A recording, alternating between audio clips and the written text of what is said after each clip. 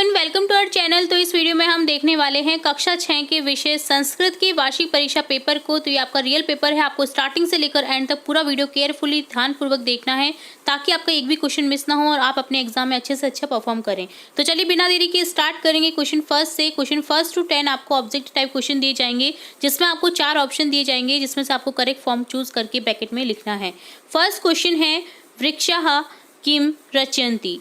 4 option है, correct option हो जाएगा वृक्षः वनम रचयन्ति, ऑप्शन ए क्लिक हो जाएगा। सेकंड है जुहू तट कस्मिन् नगरे अस्ति। जुहू तट कहाँ पर है? मुंबई में, तो यहाँ ऑप्शन ई को करेक्ट कर देंगे, थर्ड ऑप्शन करेक्ट हो जाएगा मुंबई। नेक्स्ट थर्ड है कृष्णः इतस्य पदस्य का विलोम। कृष्ण का हो जाएगा काला यानी कृष्ण यानी काला, तो यहाँ विलोम शब्द हो जाएगा श्वेत यानी सफेद, तो थर्ड ऑप्शन क्लिक हो जाएगा। फोर्थ है खादामी इत्यत्र का लकार, तो पढ़ती पढ़ता पठंती पढ़सी पठ पढ़ पठामी, तो कौन सा लट लकार है? लट लकार है ये, तो यहाँ ऑप्शन क्लिक हो जाएगा आपका ऑप्शन सेकंड लट लकार, जो कि आपका उत्तम पुरुष एक वचन रूप है। नेक्स्ट फिफ्थ है रामीन इत्यत्र का विभक्ति। तो रामीन में कौन सी विभक्ति है? तृतीया विभक्ति, ऑप्शन फर्स्ट क्लिक हो जाएगा। सिक्स्थ है तुष्यंती इत्यत्र का वचना। तुष्यंती में कौन सा वचन है? बहुवचन, पढ़सी पढ़ता पठंती, तो यहाँ पर हो जाएगा बहुवचन रूप। सेवेंथ में है संयम का सूच्यति। संयम घटी का सूच्यति, तो यहाँ ऑप्शन ए करेक्ट हो जाएगा। एट्थ है मैं इति शब्द से संस्कृत पदम किमस्ति। तो मैं का संस्कृत पद हो जाएगा अहम, ऑप्शन सेकंड करेक्ट हो जाएगा। नाइन्थ है आवाम इति पदस्य हिंदी पदम किमस्ति। तो आवाम का अर्थ होता है हिंदी में हम दोनों, ऑप्शन फोर्थ क्लिक हो जाएगा। 10वां है शौची का किम करोति। शौची यानी दर्जी क्या करते हैं? तो सिलते हैं, कपड़ों की सिलाई करते हैं, ऑप्शन फर्स्ट क्लिक हो जाएगा सीव्यति। नेक्स्ट है सही शब्द का चयन करते हुए रिक्त स्थानों की पूर्ति कीजिए। 11 से 20 तक आपको कुछ सेंटेंस दिए गए हैं जिसमें रिक्त स्थान दिए गए हैं, आपको कुछ वर्ड्स गिवन हैं, इन वर्डों को उचित रिक्त स्थान में फिल करना है। 11 में लिखेंगे वृक्षः, जिससे बनेगा वने वने निवसन्तो वृक्षः। नेक्स्ट में आ जाएगा विहगा, शाखा डोला सीना विहागा। नेक्स्ट हो जाएगा मयूरा नृत्यन्ति, वानर खादति, अश्व धावति, गजो चलत, सिंहा गर्जन्ति, लेखिका लिखती, त्रिचक्रिका चलती, बालक पश्यति। तो इस तरह से फिल कर लिए हमने सभी रिक्त स्थान। नेक्स्ट है उचित कथनानाम समक्षे आम च अनुचित कथनाम समक्षे न इति लिखत। आपको उचित कथन में आम लगाना है यानी सत्य लगाना है, और अनुचित कथन है तो हमें नहीं लिखना है यानी असत्य लिखना है। तो इसी तरह से हम देखेंगे। चलिए 21वां देखते हैं। काका कृष्ण न भवती, तो ये है गलत सेंटेंस, तो यहाँ न लिख देंगे। अस्माभि प्रियम वक्तव्यम आम सही है। वसंत समय पिक काकयो भेद भवती, तो यहाँ लिख देंगे आम। वैन ते पशु अस्ति, तो यहाँ लिख देंगे न। वचने दरिद्रता न कर्तव्य, तो यहाँ लिख देंगे आम। कृषिका हलेन क्षेत्राणि न कर्षयन्ति कर्षयति, तो यहाँ लिख देंगे न।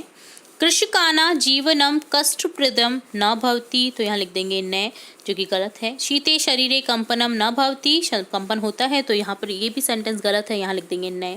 श्रमीन धरित्री सरसा भवति, आम सही है। कृषिका सर्वेभ्यम अन्नम यच्छन्ति, ये भी सही है, तो यहाँ लिख देंगे आम। नेक्स्ट है उचित शब्द समूह या कथन के साथ मिलान कीजिए। आपका 31 से 35 तक शब्द समूह दे रखे हैं, जिसमें आपको कुछ अपोजिट मिलान करने हैं, मतलब विलोम शब्द दे रखे हैं एक दूसरे के, तो आपको मिलान करने हैं सही शब्द। तो 31 में है सुखदम, जिसका हो जाएगा दुखदम। शत्रुता मित्रता, सायं प्रातः, सायं यानी शाम, प्रातः यानी सुबह। अप्रसन्न यानी खुश नहीं सैड, प्रसन्न हो जाएगा इसका अपोजिट, और असमर्थ का हो जाएगा समर्थ। नेक्स्ट है निम्न प्रश्नों के उत्तर अधिकतम 3 पंक्तियों में दीजिए। प्रश्न 36 से 45 तक आपको उत्तर देने हैं। तो यहाँ पर 36वां प्रश्न है पुष्पोत्सवस्य आयोजनम कदा भवति। तो यहाँ लिखेंगे पुष्पोत्सवस्य आयोजनम अक्टोबर मासे भवति। 37वां प्रश्न है कः गच्छन् योजना नाम सतान्यपि याति। तो यहाँ लिखेंगे पीपीलक गच्छन् योजना नाम सातन्यपि याति। 38वां प्रश्न है श्रृंगालस्य मित्र कः आसीत्। तो यहाँ लिखेंगे श्रृंगालस्य मित्रम कः आसीत्। 39 क्वेश्चन है भारत से दीर्घतम समुद्र तट का, भारत का सबसे बड़ा समुद्र तट कौन सा है? तो यहाँ लिखेंगे भारत से दीर्घतम समुद्र तट चेन्नई नगर से मेरीना तट, मेरीना जो तट है वो है। तो अस्ति, मेरिना तट अस्ति, इस तरह से लिख देंगे। 40 में है वर्ण संयोजन कृत्वा पदम कोष्ठके लिखत। आपको वर्ण विच्छेद दे रखे हैं जहाँ से आपको बनाना है वर्ण योजन करना है उनका, ठीक है। तो यहाँ है पै धन, ऊ धन, रे धन, आ धन, नै धन, आ धन, नै हलन धन, ई। तो यहाँ इससे बनेगा पूर्ण नानी। पै हलन धन, ओ धन, छह हलन धन, अ धन, कै हलन धन, आ धन, नै हलन धन, ई, जिससे बनेगा पोषकानी। नेक्स्ट आपको पदानाम वर्णम विच्छेदम कुरु। आपको पद दिए गए हैं, आपको वर्ण विच्छेद करने हैं। जिस तरह से हमने वर्ण विच्छेद का पद बनाए थे तो इसी तरह से हमें विच्छेद कर देना। बहुत इजी होता है, क्योंकि जब हम स्वर्ण को निकाल देते हैं, स्वर को निकाल देते हैं किसी अक्षर में से, तो वो हलंत में चेंज हो जाता है और स्वर आपको यू का यू लिखना है। जैसे मैं में क्या है, मैं हलंत धन ए। यू में क्या है, बड़े ऊ की मात्रा है, यह हलंत धन ऊ। नेक्स्ट रे में क्या है, रे हलंत में आ की मात्रा जुड़ी हुई है, तो आह लिख देंगे, ठीक है। विसर्ग है तो आह लिख देंगे। इसी तरह से बालक में क्या हो जाएगा, बै में आ की मात्रा है तो बै हलन धन, आ धन, ले हलन धन, अय धन, कै हलन धन, अह, ठीक है। तो ये बहुत ही इजी रहता है वर्ण विच्छेद करना भी और मिलाना भी। 42वां प्रश्न है चित्र दृष्टवा संस्कृत पदम लिखत। आपको चित्रों को देख करके संस्कृत पद लिखने हैं। तो पहला चित्र आपको पियानो, जो आप इंग्लिश में बोलते हैं पियानो, तो इसका लिखेंगे तंत्रिका वादो संस्कृत में। और नेक्स्ट जो चित्र है आपका, ये है नौका, जिसमें ऊपर की तरफ एक कपड़े नुमा आकृति भी रहती है, तो यहाँ इसको लिख देंगे नौका, ठीक है। 43वां प्रश्न है पट धातु लिट लकार रूपानी लिख। पट धातु का आपको लिट लकार लिखना। अगर आपको लट लकार याद है, पढ़ती पढ़ता पठनती, तो आप लिट लकार भी अच्छे से लिख सकते हैं, क्योंकि इसमें लिट लकार में क्या रहता है, बस शय और जोड़ना होता है, शय, ठीक है। तो यहाँ भविष्य काल हो जाता है जिससे इसका। तो प्रथम पुरुष में लिखेंगे पठिष्यति, पठिष्यत, पठिष्यन्ति।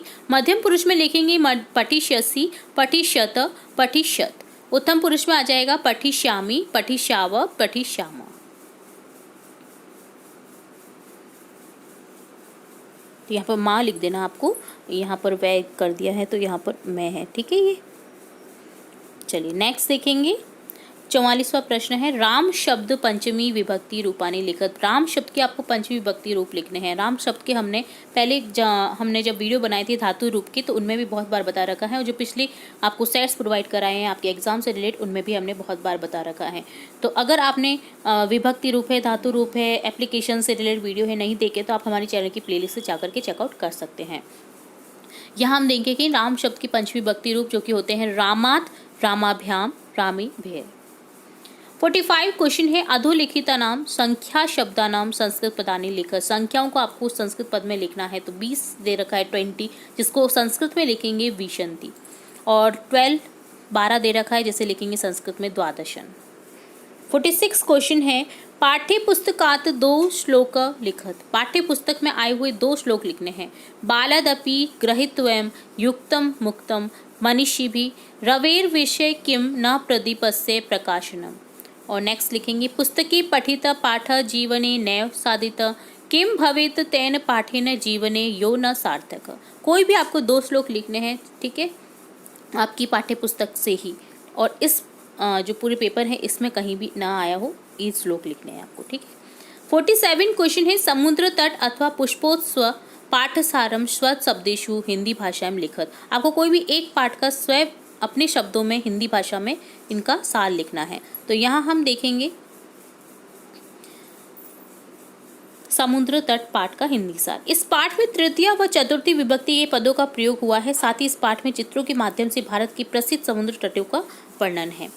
चित्र में एक समुद्र तट को चित्रित किया गया है। यहाँ प्रणव नाम का एक बालक दोस्तों के साथ खेलता है। वह बालू रेत से घर बनाता है। दूसरे बालक गेंद से खेलते हैं। वे पेड़ से गेंद मारते हैं। कुछ बालक पानी की लहरों से क्रीड़ा करते हैं।